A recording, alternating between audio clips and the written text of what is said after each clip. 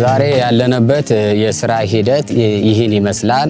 በቀኝም በግራ በኩል ያለው ሁለት ብሎክ ያው እዚህ ላይ ደርሰዋል። ለምሳሌ በግራ በኩል የምናየው ይሄ ብሎክ የቡልኬት ስራ ጨርሶ ግርፍ ጨርሶ ልስ ተውታምብም ተረግጦ ጣራ እንጨት እያዋቀርን ነው ያለ።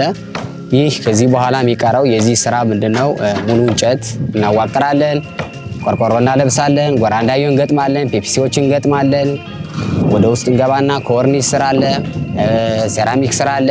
ከዛ ውጭ ላይ ዲሾችን ፔመንቶችን እንሰራለን። ይህ የምናየው በግራ በኩል ያለው ይሄኛው ብሎክ ከ65 እስከ 70% ስራው ተጠናቋል።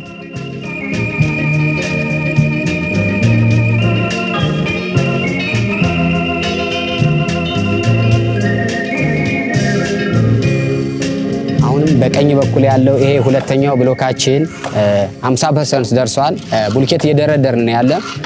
ቡልኬት ከደረደርን በኋላ ቢም እንረግጣለን። ግርፍ አለ፣ ልስን አለ፣ ጣራ አለ፣ ቆርቆሮ አለ። ስለዚህ ይህ 50% ደርሷል። ከዚህ በኋላ ቢያንስ ሁለቱን ብሎክ ጨርሰን ለማስረከብ ከ2 ወር 10 ቀን እስከ 2 ወር 15 ቀን ይጨርስብናል። እስካሁን ያው ስራው ላይ ብዙም አንዳንድ መጥፎ ነገሮችንም ምንም አላጋጠመንም። ጥሩ ላይ ነው ያለን። ማቴሪያልም አልተጓደለም፣ ሰራተኛም አልተጓደለም። ሁሉም በሂደት ጥሩ ስራ ነው እየተሰራ ያለ።